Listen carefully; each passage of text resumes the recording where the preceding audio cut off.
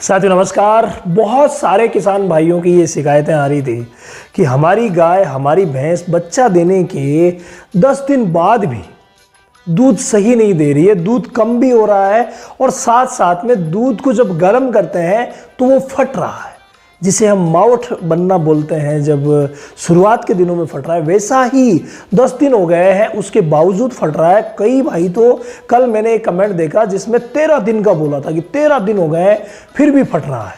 तो भाई जब इतने ज़्यादा दिन हो जाते हैं, यानी 7 दिन निकल जाते हैं, उसके बावजूद भी अगर दूध फटता है तो थोड़ा सा हमें सोचना पड़ेगा कि कुछ ना कुछ प्रॉब्लम हमारी गाय हमारी भैंस के साथ जरूर हो रही है और उस प्रॉब्लम को हम घरेलू तरीके से कैसे ठीक कर सकते हैं। ऐसी जो भी प्रॉब्लम्स होती है उन सभी प्रॉब्लम्स में हमें पहले घरेलू काम करना पड़ता है, उसके बाद हम पशु चिकित्सक की सलाह लेते हैं और अगर सुधार नहीं होता है तो जो दवाएं वो दे रहे हैं वो हम देते हैं। लेकिन शुरुआत में क्या करेंगे जब ऐसी समस्या आपके साथ हो जाए तो उसी क्षण आप ये सोचिएगा कि हमारी गाय हमारी भैंस के जो रूमन की पीएच है वो पीएच डिस्टर्ब हो गई है। अब यार ये पीएच क्या बना है? पीएच का मतलब होता है पोटेंशियल ऑफ हाइड्रोजन, यानी कि ये क्षार और अम्ल, क्षारीयता और अम्लीयता का लेवल होता है।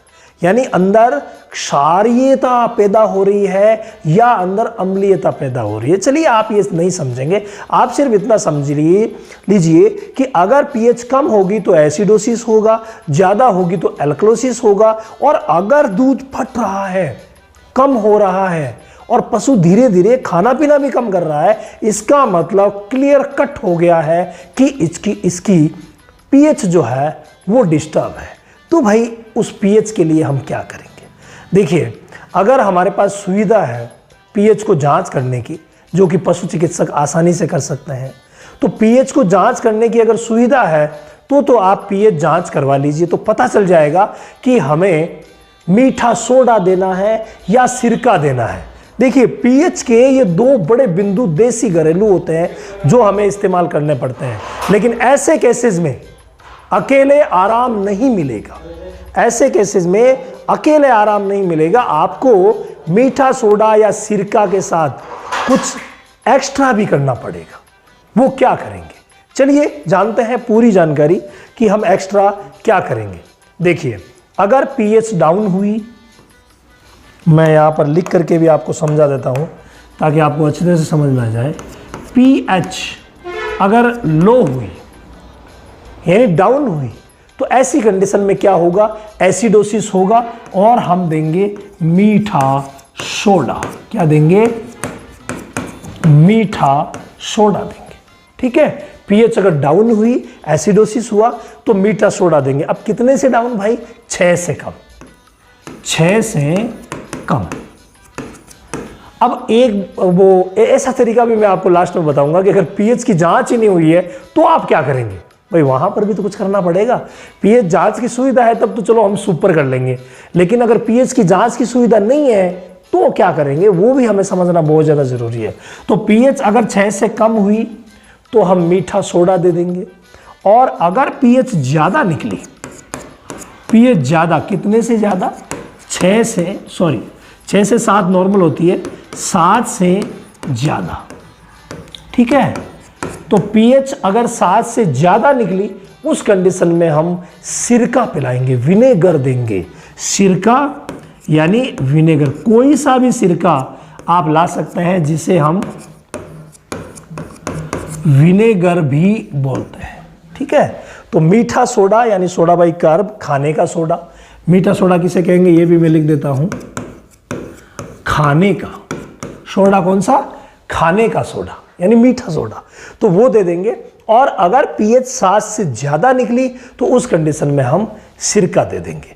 और साथ में इन दोनों के साथ में जो हमें चीज़ देनी है वो है फ्रेंड मिनरल मिक्सचर।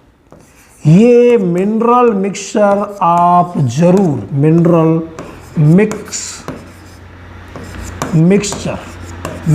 मिक्सचर आप जरूर यूज करेंगे। इसके बगैर आपको रिजल्ट जो है वो पूरा नहीं मिलेगा। अगर मिनरल मिक्सचर में आपको कैल सागर प्लस मिल जाए, काल सागर प्लस वो मिल जाए तो बेटर है। अगर मिल्कोफीड प्लेटिनम मिल जाए तो बेटर है। अदरवाइज कोई सा भी आपके एरिया में मिल रहा है, एग्रीमिन फोर्ट या कोई सा भी, जैसे हिमचिलेट है, कई से मिनरल मिक्सचर जो है वो मार्केट में मिलते हैं, 100 ग्राम देना पड़ेगा, थोड़ा सा ज़्यादा मात्रा में। यानी 100 ग्राम आपको मिनरल मिक्सचर लेना है, 100 ग्राम आपको मिनरल मिक्सचर लेना है।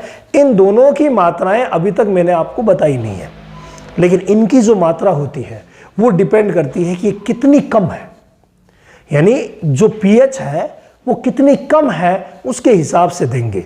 लेकिन जब बात चल रही है कि दूध फट रहा है तो ऐसी कंडीशन में आपको पीएच जो है वो 5 से 6 के बीच मिलेगी या 6 के सराउंडिंग रहेगी, मतलब लगभग 6 के आसपास रहेगी। तो 6 के आसपास में थोड़ी सी कम, मतलब 5.5 ऐसे आपको पीएच मिलेगी, जो कि आप पीएच स्केल से चेक करते हैं तो 5 से 6 के बीच आपको पीएच दिखाई देगी। तो अगर 5 से 6 के 20 दिखाई दे रही है तो ऐसी कंडीशन में आपको 100 ग्राम मीठा सोडा रोज देना पड़ेगा। 50 ग्राम सुबह, 50 ग्राम शाम को, इतना बहुत है बस। यानी 50 ग्राम आप दे दीजिए बीडी। बीडी का मतलब हुआ 50 ग्राम सुबह दे दीजिए और 50 ग्राम शाम को दे दीजिए, ये देना पड़ेगा। अगर मान लीजिए पीएच 7 से ज़्यादा है तो कितनी है, 7 से 8 ही अक्सर इसमें मिलती है।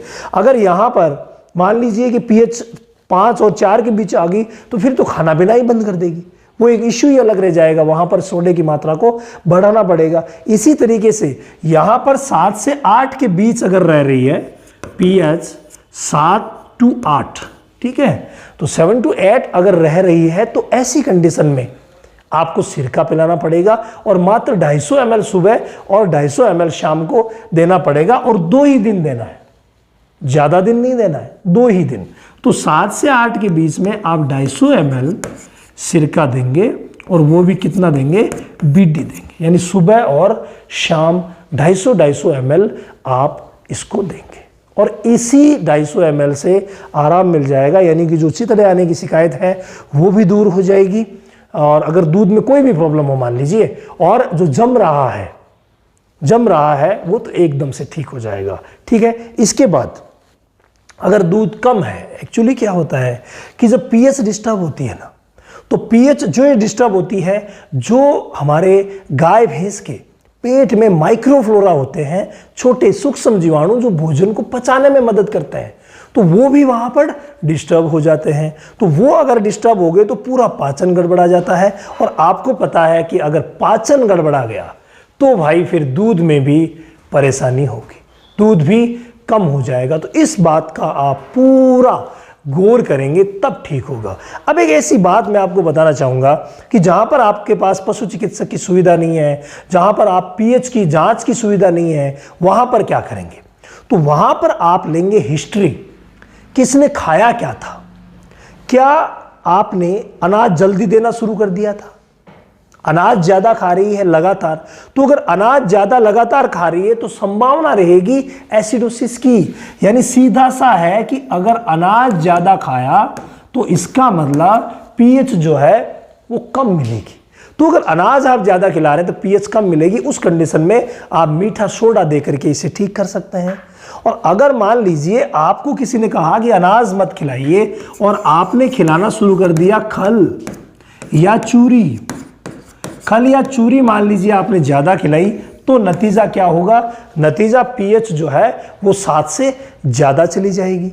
तो आप बिना पशु चिकित्सक की मदद के भी इस हिस्ट्री से आप पता कर सकते हैं, इस हिस्ट्री से कि मुझे मीठा सोडा देना चाहिए या इस प्रॉब्लम में सिरका देना चाहिए। मिनरल मिक्सचर दोनों ही कंडीशन में देना है, चाहे लो है चाहे हाई है, दोनों ही कंडीशन में मिनरल मिक्सचर तो देना ही देना है। इस चीज़ को आप बिल्कुल गांठ बांध के रख लीजिए।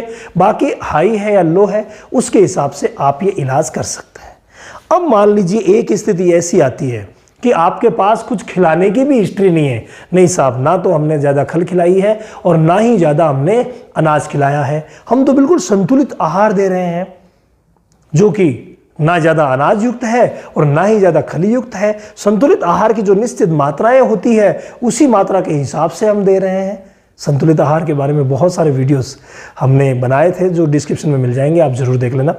तो ये होता है संतुलित आहार अगर आप दे रहे हैं फिर भी अगर दूध फटने की कंडीशन हो रही है, यानी कि जो माउट बनने की कंडीशन हो रही है, तब क्या करेंगे भाई? तब ज़्यादा संभावनाएं रहती है पीएच कम होने की। तो संभावना की तरफ जाएंगे कि क्या संभावना रहती है। तो ज़्यादा संभावना है पीएच कम होने की रहती है। तो पहले आप 3 दिन तक मीठा सोडा दे के देख लीजिए क्या तकलीफ कम हुई है या बढ़ी है। अगर एल्कलोसिस है तो तकलीफ बढ़ेगी और अगर एसिडोसिस है तो तकलीफ कम होगी। तो 3 दिन आपने मीठा सोडा दिया और कंफर्म पता कर लिया कि हाँ एसिडोसिस था और तकलीफ कम होगी, तो वेल एंड गुड। अगर तकलीफ कम नहीं हुई है, बढ़ी है, तो उस कंडीशन में फिर आप सिरका दीजिए और फिर सिरके को 3 दिन की बजाय 6 दिन देना पड़ेगा। तब जाकर के सारा जो मामला है वो नॉर्मल होगा और आपकी गाय भैंस बराबर ठीक हो जाएगी, दूध भी बहुत ही अच्छा देगी।